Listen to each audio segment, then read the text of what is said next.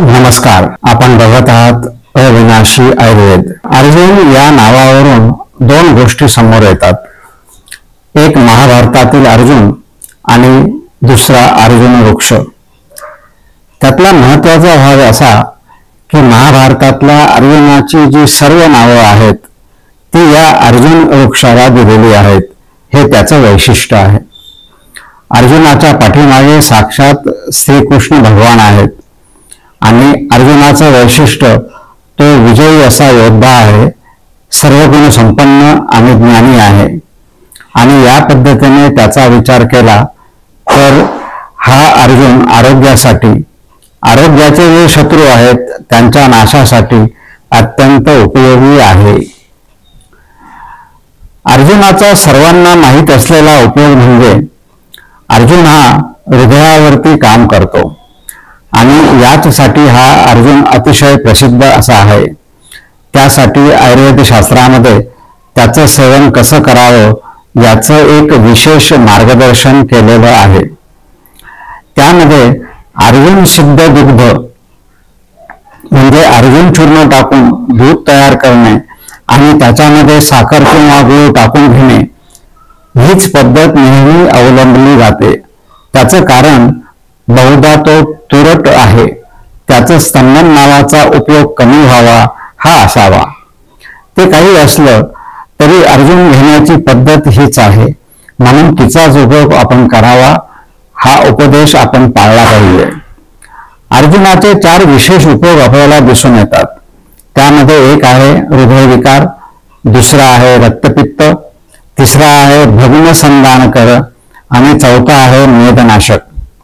यातील पहिल्या उपयोगाबद्दल अनेकांना ठाऊक आहे की हृदरोगासाठी अत्यंत चांगला औषधी पर्याय म्हणजे अर्जुन आहे. तो कसा घ्यावा हे आपण पाहिला आहे. त्याचा जो दुसरा उपयोग आहे रक्तपित्त म्हणजे शरीराच्या बाहेर कोणत्याही मार्गाने रक्त जात असेल तर तिथे त्याचा उपयोग होतो.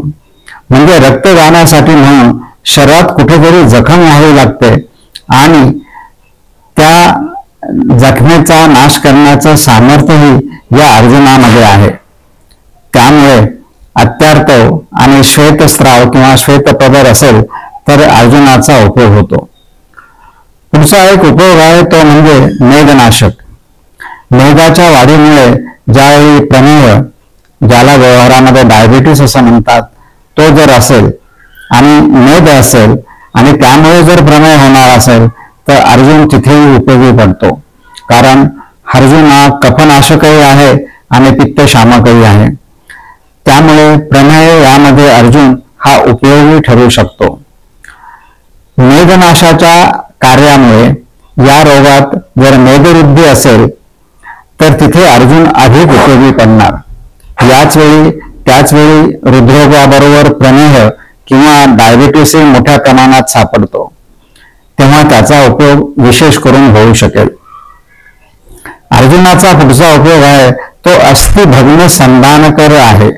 म्हणजे हाड मोडले असता ती भरून येण्यासाठी म्हणून अर्जुन उत्कृष्ट पद्धतीने काम करतो.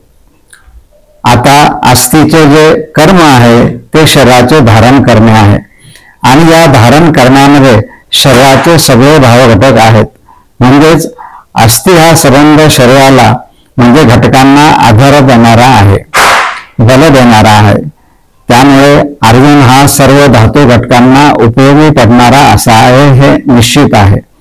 त्यामुळे मधून त्याचं सेवन करणं हे अधिक चांगलं आहे. बाजारामध्ये अर्जुनाच्या अनुषंगाने 2 प्रस्थापित औषधे उपलब्ध आहेत. ती सहजपणे उपलब्ध होऊ शकतात.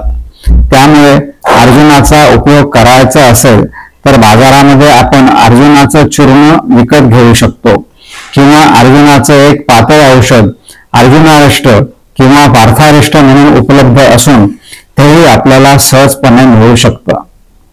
अर्जुन वृक्षापासून त्याच्या गुणांचा लाभ या 2 औषधापासून आपण मिळवू शकतो. ज्योतिषशास्त्राच्या दृष्टिकोनातून अर्जुन हा तुला राशीला सर्वाधिक जास्त उपयोगी असा आहे आणि त्यातल्या त्यात विशेष करून म्हणजे तुला राशीमध्ये जर स्वाती नक्षत्र असेल तर हा स्वाती नक्षत्राचा आराध्य वृक्ष असल्यामुळे त्यांच्यासाठी अर्जुन हा अत्यंत जवळचा आणि उपयोगाचा आहे. आणि म्हणून वर सांगितलेले विकार आणि त्यावर चिकित्सा करताना जर त्याचबरोबर याचाही विचार केला की तुला राशी आणि स्वाती नक्षत्र जर असेल तर त्या सर्व व्यक्तींना या सर्व वरील विकारामध्ये अधिक चांगला उपयोग होणार हे निश्चित आहे. त्या दृष्टिकोनातून अर्जुन वृक्ष त्यांच्यासाठी एक वरदान ठरू शकतो. धन्यवाद.